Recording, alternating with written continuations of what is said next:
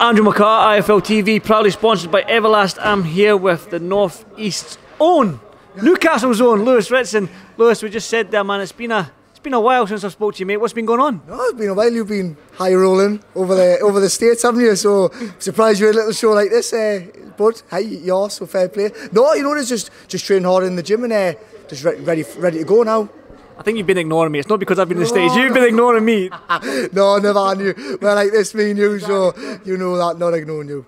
Well, listen, good show here tonight in the North East. Like I spoke to you when you first cracked onto the scene when you came into the, I can't remember the radio Metro Arena. That was it. Yes. When you had your first show there and stuff like that, North East boxing was booming in that. It's large part because of the way you ran through that domestic scene at lightweight and got that British title, and you basically brought the boxing.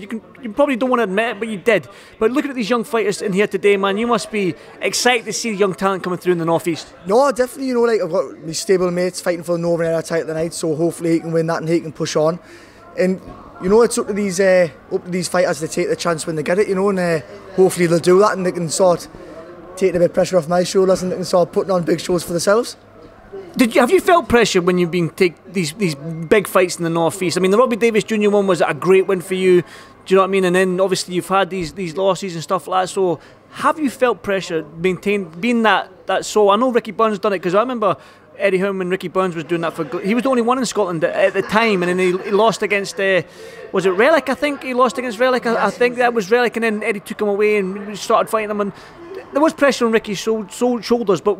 Did you feel pressure going into these fights? No, I think like you're not human if you don't feel pressure. Do you know what I mean? Like, you know, me and Ricky being good mates for years. I was sparring with him yesterday, and I think you could probably tell yourself when you're the only one flying high, the lower cards are expecting you to keep winning to bring the fights up for them. And obviously when you get lost or you get draws or it doesn't quite go your night and you don't put a bad performance in, and social media is getting behind you and getting you a bit sick, you do feel the pressure, you know, because.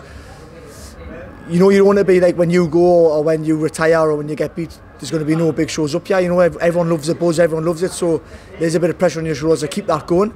But you know, we've got a good crop of young fighters. You know, we've got the McCormacks, Frenchie, Cyrus, a few of us who are turning over now, and hopefully they're the next set of fighters that are going to progress and win something and keep the big shows up here. We're talking about Ricky Burns, you and him. I don't know, have you fought? You've probably done one of his undercards maybe when you were in Scotland, have you? I don't know. No, I think I was meant to, but it never happened, to be fair. But I was just saying, the first time I sparred Ricky was 11 years ago when I was 17. And he would have been, well, I think he's 38 now, so he would have been, so he would have been 20, 28, 29, so 28 or 29, yeah. So it just shows that he's still going strong, do you know what I mean? He's still got a lot of life left in him, so it's good, man. You know, like you make friends out with the boxing and you stick with them, and Ricky's definitely one of them. Well, I'm going to say right now, you're probably going to you will never meet two nicer men in boxing between you and Ricky. But this arena here, this is where you're going to, on December 18. This is a great little arena. I mean, you can hear the atmosphere right now. The crowd is on top of you. You and Ricky headlining the card together against two tough South Americans. You're up against a tough Mexican. Loads of fights. He's only had 4 losses and not. But again, we've seen what these Mexicans have done back a few months ago when they were coming over here and they were just blitzing everyone away and basically letting everybody reset their careers again almost. But for you, you've had that loss. This is a make or break for you, isn't it, this fight? No, I think it's definitely a make or break for what level I want to get to. You know, like, I've done the domestic scene, I don't want to go back there. You know, I'm still, you know, want them world honours really. You know, whether I'll get there or not is a different question, but I need to be beating people like this to get there, and that's just firmly on my mind. You know, me and Ricky were on about it yesterday in the gym. You know, we've still got big fights left in we, but these are hard fights. These kids are coming to win. It's a big chance, and any slip up, then you're at the bottom of the pile and you're where you don't want to be, really. Going back to your last fight, the loss and stuff like that, there was always that talk that Josh Taylor, win this, you get Josh Taylor, win this, you get Josh Taylor, win this, you get Josh Taylor. Sometimes when the fighter gets all these names thrown at them, subconsciously they might take their eye off the ball a little bit, and they might think, well, yeah, I'm Josh Taylor, I'm already, because you're talking about it, I'm thinking about it, so I'm not really thinking about my opponent. Was that a small factor, do you think, that played? When you think back of it, when everyone was just throwing that name Josh Taylor at you, I mean, you must have subconsciously think, but this fight I've got Josh Taylor next. I'm glad I didn't get him next, to be fair, but no, but you know, it is because, you know, even though you got this fight, it's you know, St James's Park's around the corner, St James's Park, and then you start thinking, hey, St James's Park's around the corner, like, you know, and the South Americans did come over and they were, you know, beating our lads, and I had one, and you know, but I never thought he was going to come over and do that to me. You know, I had watched him a few times. I didn't think he was great, to be fair. I thought, looking at him, oh, we'll get through him, no bother. And do you know, then the St James's Park dreams like sort of half fell through again. Do you know what I mean? So it is in the back of your mind, then it happens, and you seem to be like more disappointed about that than the defeat. You know, like I'm on the phone to Wallace after obviously crying. You do cry after defeats and that. You know, like you think, no, St James's Park's not going to happen, and just sort of thinking you've just been beat, man. You shouldn't even be thinking about that. And you do. You sort of like you get like sidetracked, don't you? Yeah, of course you are. You know, you're thinking St James's Park. Your family not need to worry about anything for the rest of their lives. You'll be sorted. You know, like so you do get sort of like half carried away with yourself. But sadly not to be, and we got flattened towards the end of the last fight. But it happens. You know, you got to be a big man. It's boxing, yeah. And sadly we got one of the South Americans that come over, and you know what we're seeing of him was completely the opposite of what we got on the night. And I had a great camp. I just messed the weight up at the last minute, and that's sorely paid to me downfall. Talked about this opponent then. I mean, you can't take him lightly. Like I said, he's a tough Mexican. All these Mexicans seem to be tough, man. It might be a stereotype, but it's almost fact now that these guys come over here and they're proven to be tough, hard men.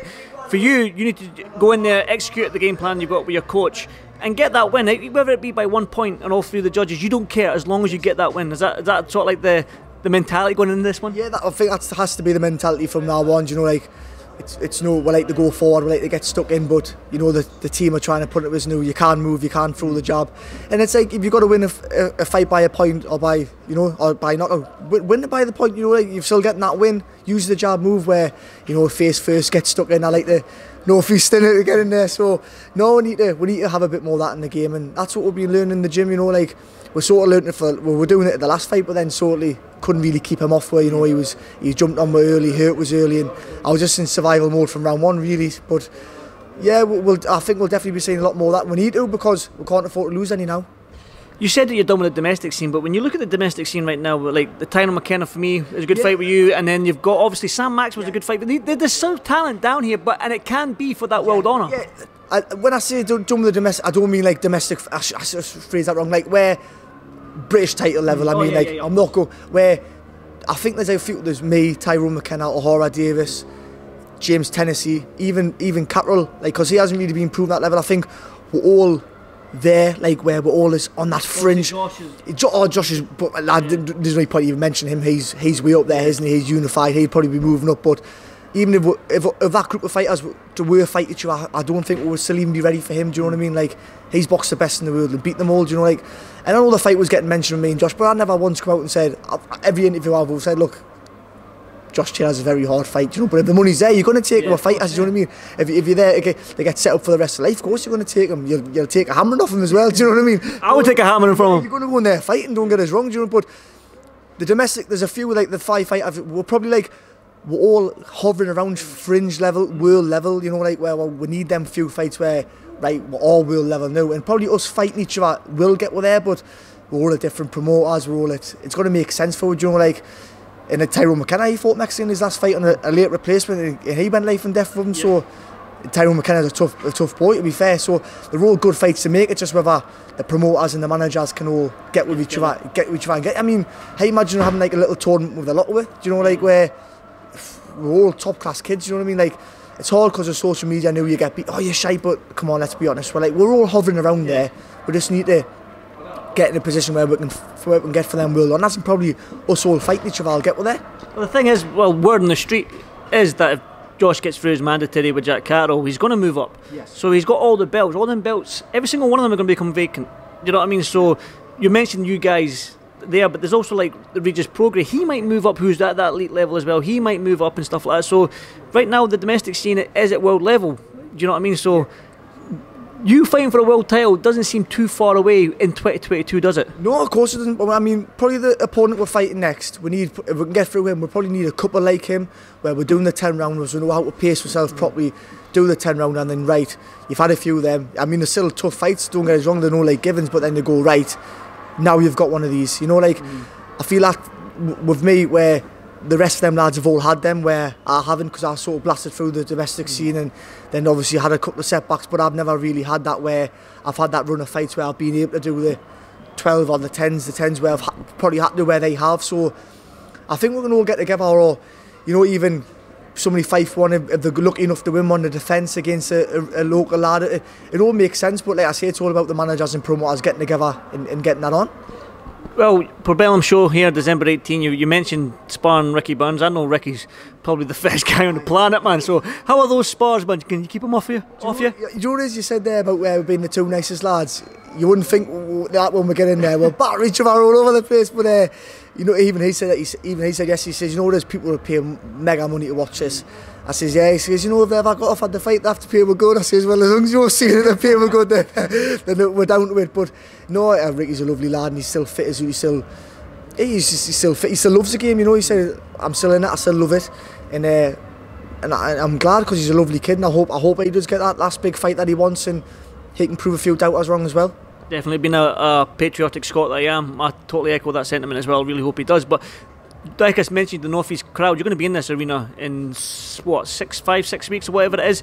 Just talk to me about like the crowd and the atmosphere and getting that, coming back to the North East again and getting in that Wimcom and fighting in front of your home fans. No, it'll be massive. You know, I think like the last time we properly fought ya was the Robbie Davis fight, and we sold 2,500 tickets, and that's what this holds. Do you know what I mean? So obviously we're not going to be able to get that many tickets, but we'll get we'll be able to get a few, and we'll have the place rocking.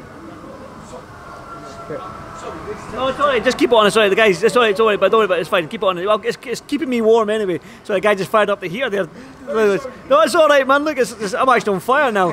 I've lost track. Aye, so you were saying about 2,500 tickets and stuff like that? Yes, so that's what this holds, but obviously we're not going to get that many. You know, there's going to be plenty of boxes on. There's me, Losey, Tommy Ward, Mark Dickinson's going to be on, Burnsy. We're all going to be wanting massive tickets ourselves, so it's going to be one event for night in here. Finally, before I let you go and enjoy the rest of the boxing, because I know your stablemate's fighting for the Northern Area title, what are the hopes for 2022 then? Obviously, last couple of years you've fluctuated with your career, you've got good wins, you've dipped, you've got, you know what I mean? So for you, Lewis, man, what are the hopes for you in 2022?